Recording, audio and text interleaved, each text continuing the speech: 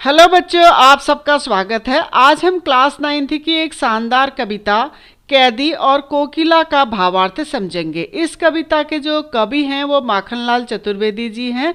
कविता का भावार्थ समझने से पहले थोड़ा सा कविता के बारे में जान लेते हैं।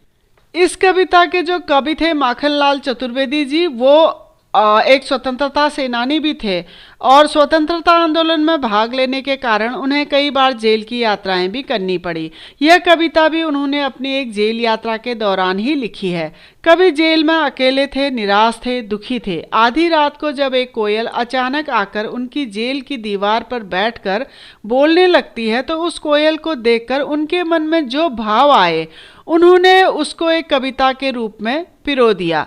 इस कविता में कवि ने अंग्रेज सरकार द्वारा राजनीतिक कैदियों को दी जाने वाली तरह तरह की यातनाओं के बारे में लिखा है।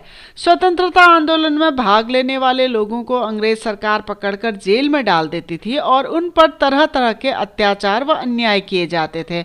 उनसे कोल्हू चलवाया जाता था, पत्थर तुड़वाए जाते थे, मोट द्वारा कुएं से पानी निकलवाया जाता था, उन्हें पेट भर खाना भी नहीं दिया जाता था, अंधेरी काल कोठरियों में बंद कर दिया जाता था। स्वतंत्रता सेनानियों ने अंग्रेजों के अन्याय अत्याचार सबको सहन किया, लेकिन अपने मन से देशभक्ति की भावना को कम नहीं होने दिया और भारत माता की आज़ादी के लिए लगातार संघर्ष किया, जिसका नतीजा सन 1947 में भारत आज़ाद हुआ।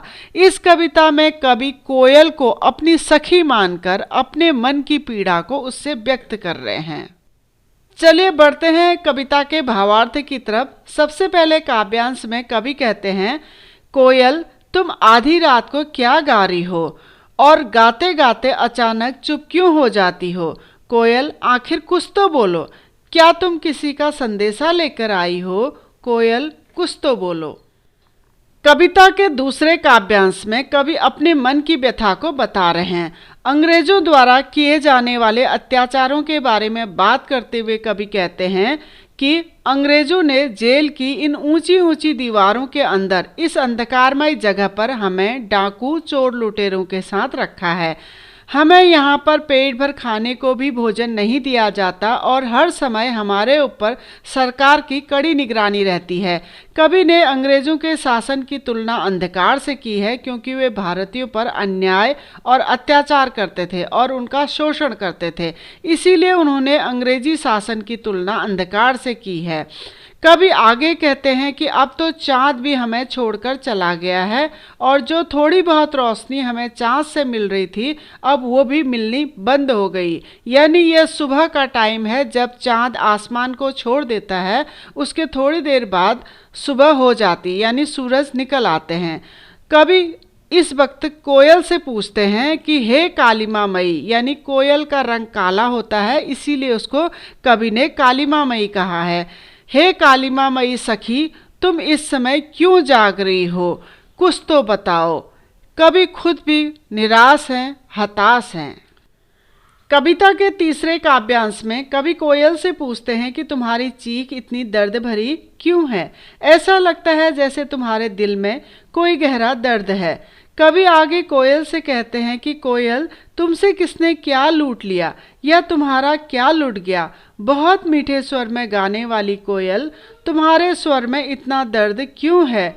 दरअसल कोयल को बेहद सुरीला गाने वाली चिड़िया माना जाता है। जब कवि को कोयल के स्वर में दर्द महसूस हुआ तब उन्होंने कोयल से यह प्रश्न किया। कविता के चौथे काव्यांश में कवि फिर से कोयल से पूछते हैं कि तुम तो आधी रात में कभी नहीं गाती हो, क्या तुम पागल हो गई हो जो आधी रात में यहाँ आकर चिल्ला रही हो, या फिर तुमने क्या किसी जंगल में लगी हुई भयानक आग को देख लिया है जो तुम उससे डर कर इतना चिल्ला रही हो। कोयल कुछ तो बताओ। कविता के पांचवें काव्यांश में कवि कोयल से कहते हैं कि क्या तुम मेरे हाथों पर पड़ी इन जंजीरों को नहीं देख पा रही हो।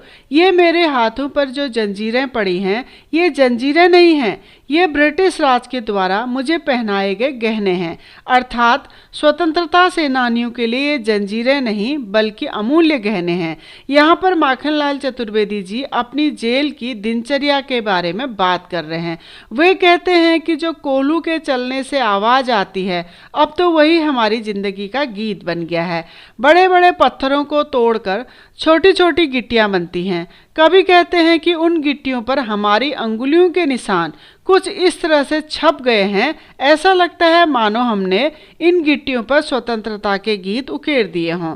कवि आगे कोयल से कहते हैं कि हम अपने पेट पर जुआ बांधकर मोट बच्चों एक चमड़े का थैला होता है जिसको कुएं से पानी निकालने के लिए यूज किया जाता है, जैसे हम बाल्टी को यूज करते हैं। तो कवि यहाँ पर कह रहे हैं कि हम अपने पेट पर जुआ बांधकर मोट से पानी निकालकर ब्रिटिश राज की अकड़ का कुआं धीरे धीरे खाली कर रहे हैं। अर्थात कहने का तात्पर्य यहाँ पर यह है कि ब्रिटिश सरकार हम पर भले ही कितना ही जुल्म ढाले, कितने ही अत्याचार कर ले, लेकिन वह हमारे मनोबल को नहीं तोड़ सकती है, हमारे अंदर की देशभक्ति की भावना को कम नहीं कर सकती है। कवि आगे कहते हैं कि धीरे धीरे ही सही, लेकिन हम एक दिन इस ब्रिटिश राज को उखाड़ फेंकेंगे। कवि कोयल को अपना दोस्त मानते हैं और इसीलिए कवि कोयल से कह रहे हैं कि हे सखी, तुम शायद दिन में इसलिए नहीं गाती हो क्योंकि तुम्हारा दर्द भरा स्वर सुनकर हमारा दिल करुणा से न भर जाए, यानी कहीं हम कमज़ोर न हो जाए, इसीलिए तुम आधी रात में हमें यहाँ ढाढ़स बंधाने आई हो। कविता के छठे काव्यांश में कवि कोयल से पूछते हैं कि इस सन्नाटे वाली काली अंधेरी रात के अंधकार को भेद कर यानी चीर कर तुम क्यों रो रही हो, यानी तुम्हारा इस समय बोलना इस शांत अंधेरी रात के सन्नाटे को भेद रहा है। कोयल, कहीं तुम इन सोए हुए लोगों को जगाकर उनके मन में अंग्रेजी हुकूमत के खिलाफ विद्रोह के बीज तो नहीं बोना चाह रही हो? कोयल, कुछ तो बोलो।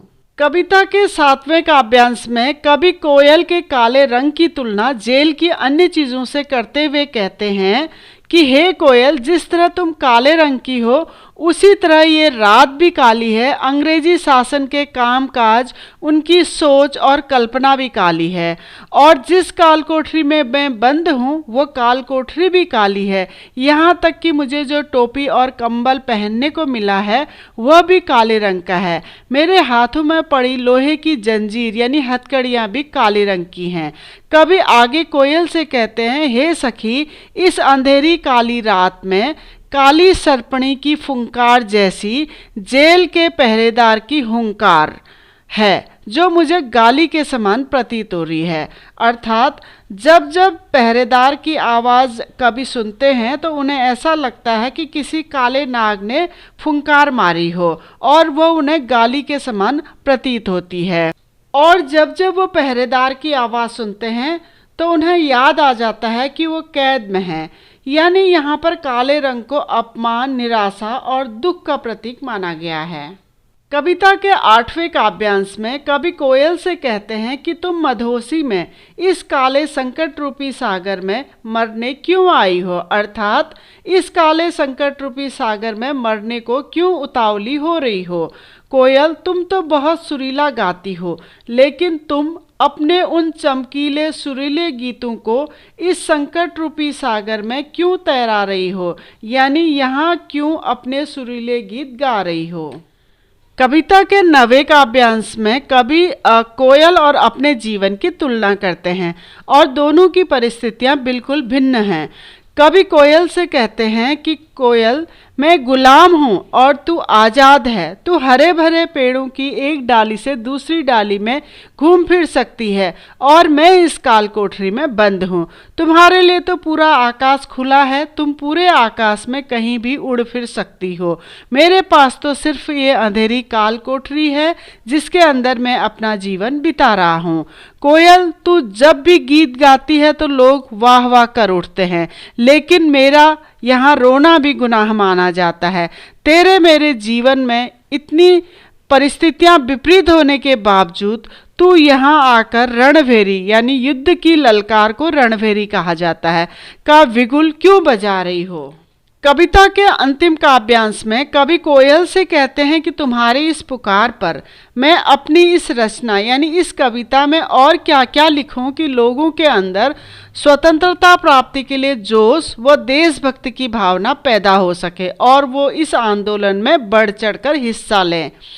कवि आगे कहते हैं कि मोहन यानी गांधी जी ने जो भारत माता को स्वतंत्र करने का व्रत लिया है, उसके लिए मैं अपनी कविताओं से किसके प्राणों में अमृत भर दूं, यानी अपनी कविताओं के माध्यम से लोगों के अंदर ऐसा जोश भर दूं कि वे इस आंदोलन में अपने प्राणों की आहुति देने को भी तैयार हो जाएं।